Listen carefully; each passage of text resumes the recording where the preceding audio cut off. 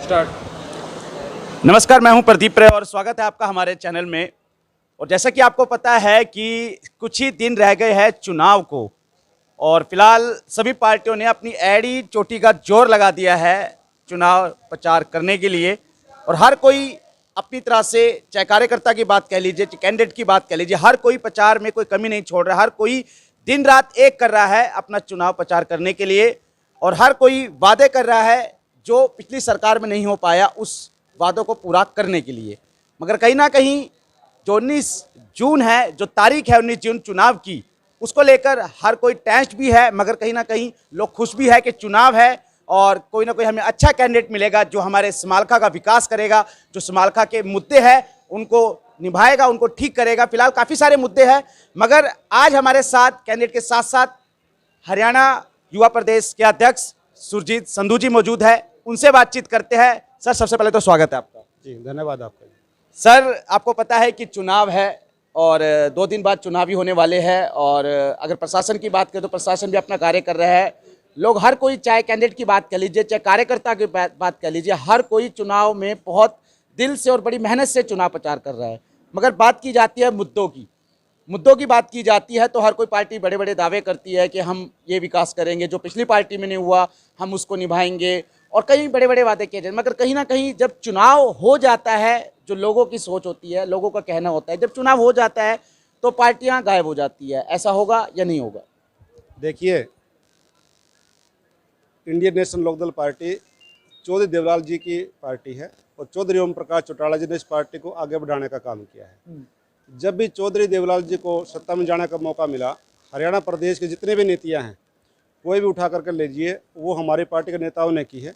और चौधरी ओम प्रकाश चौटाला जी ने कितने ही हरियाणा प्रदेश के अंदर किसी भी समाज की बात हो, चौपाल बढ़ाने की बात हो, सड़कें बढ़ाने की बात हो, शिक्षा से स्कूल से लेकर के बात हो, चाहे +2 तक के स्कूल करने की बात हो, तो सारी ही सुविधाएं जितनी देखोगे आप, तो चौधरी ओम प्रकाश चौटाला जी ने हरियाणा प्रदेश को दी है। और रही बात बाद की इलेक्शन के, हमारी पार्टी का नेता सत्ता में रहे या ना रहे, हमेशा लोगों के बीच में रहते हैं और उनकी सेवा करने का काम करते हैं।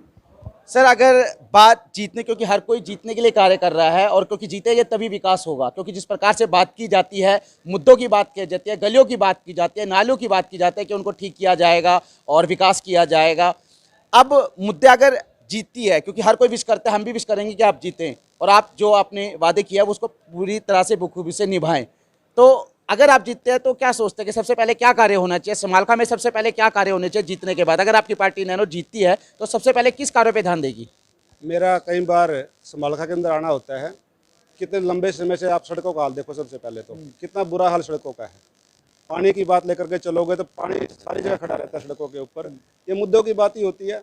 अगर गोल्डी भाई हमारा यहाँ से चेयरमैन बन के जाता है, यहाँ की जनता अगर इसको चुनाव जिताती है तो गोल्डी भाई दिन रात आपके बीच में रह करके इनको पूरा करने का काम करेंगे। चाहे वो किसी भी प्रकार के हों, गरीब के हों, जनता के कोई भी हों, चाहे वो अमीर के हों, गरीब के हों, सबको एक समान लेकर के चलने वाले हमारे गोल्डी भाई हैं और समाज सेवी हैं। सबसे बड़ी बात तो ये है। और ये पूछना चाहूँगा सर, आपका जो निवास स्थान है वो कहाँ से है और आप आए हैं तो कहाँ से आए? देखो, बेसिकली मेरा गांव गगसेना है, हल्का गरोंडा में पड़ता है और मैं करनाल रहता हूँ। फिलहाल अभी क्या सोच के आए? अभी क्या सोचा कि हाँ भाई गोल्डी भाई खड़े हुए हैं, उनको सपोर्ट करना है? क्या सबसे पहले मन में आपके क्या विचार है? जब घर से चले तो क्या सोच के चले थे आप? हमारे आदरणीय अंकल जी हैं लेखराज खट्टर जी और उनके सुपुत्र हैं भाई गोल्डी जी। अंकल जी के साथ मेरा अलग से लगाव है। हम कितने भी मीटिंगों में मिलते हैं, चाहे वो स्टेट लेवल की हो, चाहे डिस्ट्रिक्ट लेवल की हो। तो अंकल जी से मेरी एक दिन बात भी हुई थी कि मैं अंकल जी आपके पास मिलने के लिए एक दिन जरूर आऊँगा। और रही बात इंडियन नेशनल लोकदल पार्टी के कार्यकर्ता की, इंडियन नेशनल लोकदल पार्टी का हमारा आपस में भाईचारा इतना होता है कार्यकर्ताओं का। जब भी किसी को कोई दुख होता है, सुख होता है, तो हम सभी वहाँ पर पहुँचते हैं। आज पूरे जिला पानीपत से जितने भी कर्मठ कार्यकर्ता, सीनियर साथी हैं, जिला प्रधान हैं, प्रभारी हैं, या हल्का प्रधान हैं, या स्टेट कार्यकारिणी के हैं, वो सारे यहाँ पर आए हुए हैं और अपने अपने तरीके से सभी लगे हुए हैं। सभी की एक ही सोच है कि हमें इंडियन नेशनल लोकदल पार्टी का चश्मे का जो निशान है उस पर मोहर लगवानी है और गोल्डी भाई को विजय बना करके चेयरमैन नहीं दिलवानी है, ताकि वो लोगों की आवाज बन सके और मुद्दे जो हैं आज समालखा के उनको पूरा कर सके। आज जैसे कि बात की जाए, क्योंकि हर कोई कह रहा है शक्ति प्रदर्शन है, जब हमने गोल्डी से इस बारे में सवाल किया तो उनका कहना था शक्ति प्रदर्शन नहीं है, हम यहाँ पर जनता का आशीर्वाद लेने के लिए आए हुए हैं और देखा उनकी काफ़ी बड़ा काफिला था उनका, उनके साथ चाहे बाइक की बात कह लीजिए, चाहे गाड़ियों की बात कह लीजिए, चाहे महिलाओं की बात कह लीजिए, चाहे पुरुष की बात, चाहे हर कोई युवा उनके साथ, चाहे बुजुर्ग भी कह लीजिए, हर कोई तन मन धन से आज उनके साथ दिखा। तो इस बात को लेकर क्या कहना चाहेंगे? हर कोई जो युवा नेता होता है, हर कोई ये कहता है कि हम शक्ति प्रदर्शन कर रहे हैं, मगर उनके मुंह से बात निकली कि हम आशीर्वाद लेने आए हैं, तो उसको लेकर क्या कहना चाहिए? शक्ति प्रदर्शन कौन करता है? जो बाहुबली होते हैं। हम बाहुबली नहीं है, हम हाथ जोड़ करके वोट मांगने वाले हैं। इंडियन नेशनल लोकदल पार्टी का कार्यकर्ता हमेशा जब लोगों के बीच में जाता है तो हाथ जोड़ के खड़ा होता है कि हमारे चश्मे का निशान है और हमें विजय बना करके हमारे कैंडिडेट को भेजें। ये तो एक पुराने समय की बात है भाई, शक्ति प्रदर्शन। अगर वर्ड से आप देखोगे, शब्द को अगर आप देखो, शक्ति प्रदर्शन अलग होता है। शक्ति प्रदर्शन नहीं, हम तो लोगों के बीच में आशीर्वाद लेने के लिए गए हैं। गोल्डी भाई आज समड़का के गाँव के बीच में जो भी गया, जनता के बीच में गया, वो सिर्फ अपना समर्थन मांगने के लिए गया, लोगों से वोट की अपील करने के लिए गया, शक्ति प्रदर्शन करने के लिए नहीं गया। तो ये थे हमारे साथ युवा प्रदेश अध्यक्ष इनेलो के सुजीत संधू जी, जिन्होंने काफ़ी बखूबी से हर सवालों का जवाब बड़े बखूबी से दिया और कोई भी मन में द्वेष नहीं था। बिल्कुल खुलकर बोले कि कैसे क्या होगा और कैसे आगे की रणनीति भी होगी, और करनाल से चलकर यहाँ पर पहुंचे हैं और अपने भाई को फुल सपोर्ट कर रहे हैं। जिस प्रकार से परिवार के बारे में बात करी, पिताजी के बारे में बात करी, उनको लेकर भी बहुत बखूबी से बताया इन्होंने। तो फिलहाल अब उनसे बातचीत करते हैं जो फिलहाल इनेलो के कैंडिडेट्स है।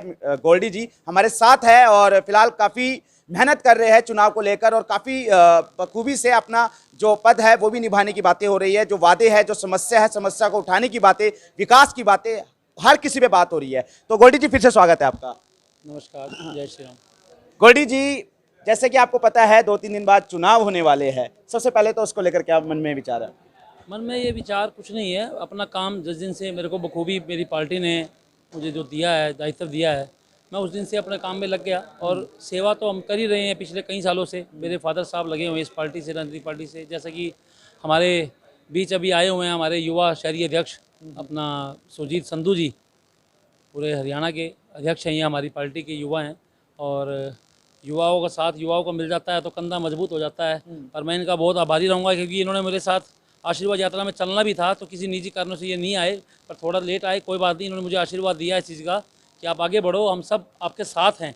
तो ये एक हौसला, ये जज्बा, ये जो मुझे दिया है, मेरी पार्टी ने दिया, मेरे यहाँ की जनता ने दिया, मेरे मतलब माताओं ने, बहनों ने जो आशीर्वाद मुझे दिया, जिसके लिए आज मैं बाज़ार में भी गया, अपने मुख्य बाज़ार है जो हमारा, और अपनी समस्याएं उठाई, तो मेरा एक दायित्व बन जाता है कि मैं जी जान से अब अपनी इसमें काम में जुट जाऊं।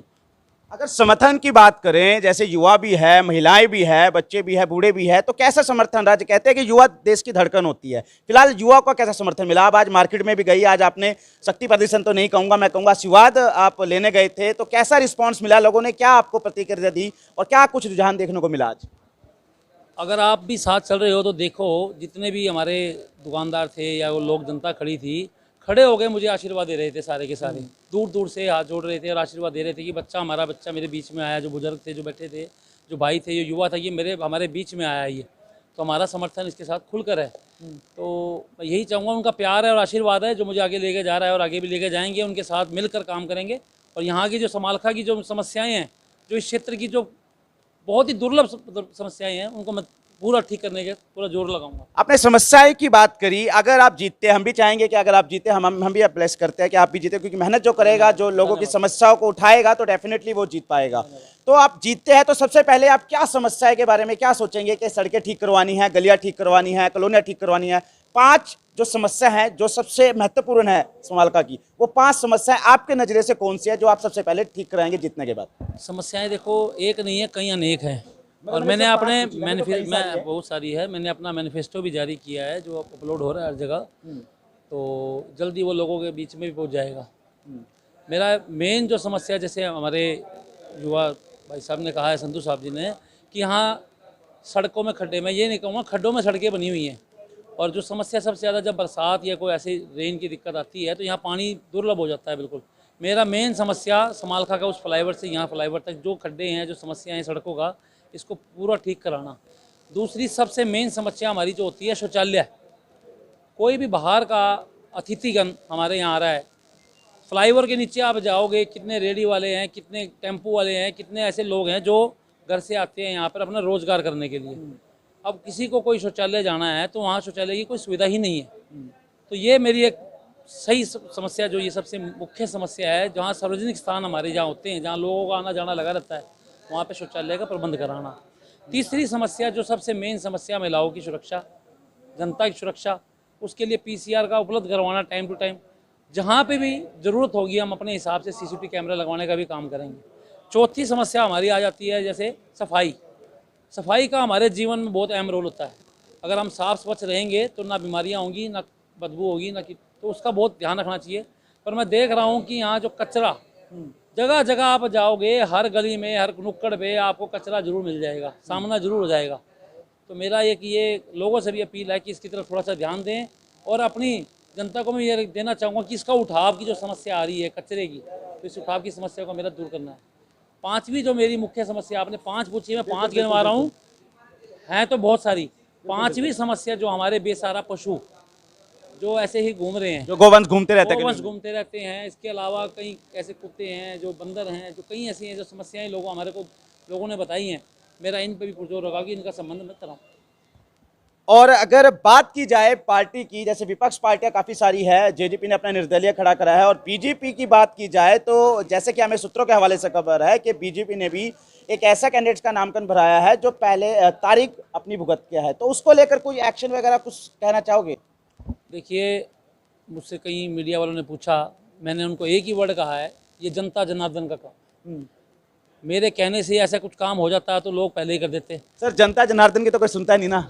सुनेगा उनको आवाज़, ये जो अब 19 तारीख को जो होगा तो उस दिन जनता ही सुनाएगी। जनता के हाथ में वोट है, उस वोट से ही जनता अपना जवाब देगी। तो मैं यही चाहूँगा कि मतलब हमारा आप कहना चाहते हैं कि वोट की चोट, वोट पे ही चोट लगेगी? ये सिर्फ वोट पे चोट लगेगी। साफ स्वच्छ छवि के लोगों को लोग पसंद कर रहे हैं। लोगों को पता है कि हमारा व्यवहार कैसा है। पिछले 30 सालों से हम राजनीति, मेरे फादर साहब इसमें कर रहे हैं, लोगों के बीच में रहे हैं, उनकी समस्याओं को हमने जाना है। कोई पद होते हुए भी और कोई ऐसा कोई पद ना होते हुए भी हम उनके बीच में रहे हैं और लोगों के काम करवाए भी हैं। कोई ऐसा नहीं है कोई खाली गया हो हमारे यहाँ से कोई आया हो।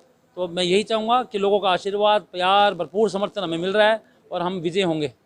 जाते जाते सर आपसे सवाल, यही सेम सवाल पूछना चाहूँगा कि जो बीजेपी है उनके जो नामांकन भरा गया था थोड़े दिन पहले, जिस दिन नामांकन भरना था उससे पहले ही 2 दिन या 1 दिन पहले वो एक तारीख भुगत के आए थे जिनका वो नामांकन भर गया, तो उसको लेकर, और जेजेपी ने निर्दलीय तो खड़ा ही किया है, मगर उसको लेकर क्या कहना चाहोगे? उसको लेकर कुछ सोचा है आपने कि हाँ भाई इसको लेकर हम विरोध करेंगे या आयोग चुनाव आयोग उससे कंप्लेंट करेंगे, इसको लेकर कुछ सोचा आपने? देखो, जिस भी केस में वो रह करके आए हैं, कुछ भी वो उनका प्रॉब्लम है, वो तो चलो एक न्यायालय का काम है, लेकिन जो आज उनके काम है, अभी अब बात हो रही थी वोट और चोट की। जनता जो चोट मारती है अपनी वोट से मारती है। बिल्कुल। अभी आपने एक राज्यसभा का इलेक्शन अभी देखा है आपने कि किस प्रकार से 2016 में क्या हुआ था, हुड्डा साहब के तरफ से कैसे धोखा दिया गया था और उसको फिर दोहराया गया है। कहते हैं इतिहास से मेरा दोहराता है, और वो ब्लेम किसी और को करते हैं। उसी प्रकार से अगर आप आज देखोगे, चाहे वो भारतीय जनता पार्टी है, चाहे वो जेजेपी है, किस प्रकार से जनता दुखी है, वो वोट की चोट से उसका हिसाब देगी, वो सरकार से हिसाब लेगी। गोल्डी भाई हमारे हैं जो समाज सेवी हैं, हमारे अंकल जी लेखराज खट्टर जी हैं, बड़े लंबे समय से लोगों के बीच में रह करके समाज सेवा कर रहे हैं, और उसका फल मिलेगा। और भाई गोल्डी विजयी होंगे, चेयरमैन बन के जाएंगे, तो आपके बीच में फिर आपका धन्यवाद भी करेंगे, और जो समस्याएं हैं आपकी संभाल कर उनको पूरा करने का काम भी करेंगे। बिल्कुल बिल्कुल। और जाते जाते मैं यही कहूँगा कि लोगों की समस्याएं तो बहुत सारी है, और लोग भी कब तक रहेंगे मौन कि लोगों की समस्याएं बहुत सारी है, लोग कब तक रहेंगे मौन, अब तो ये देखेंगे जीतने के बाद समस्या का समाधान करेगा कौन। फिलहाल जाते जाते इतना ही। आपने गोल्डी जी की बात सुनी और जो सुंदर संधू जी थे उनकी भी बात सुनी। फिलहाल अभी तक के लिए इतने मिलेंगे पानीपत की अगली गतिविधि, तब तक प्रदीप रे की तरफ से जय हिंद, जय भारत, धन्यवाद। वीडियो को शेयर करना मत भूलिएगा। मिलते हैं चुनाव में।